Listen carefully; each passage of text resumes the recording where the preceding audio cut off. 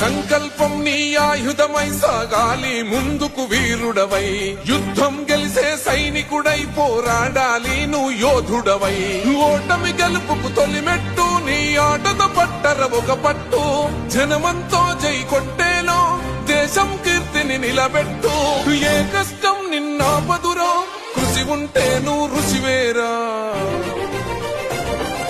యువతరమా దేశ గతులను మార్చే గెలుపుకు అడ్రసులో, ఆకాశం నీ హద్దయ్యి చెలరేగాలి ఒక వీరుడిలా.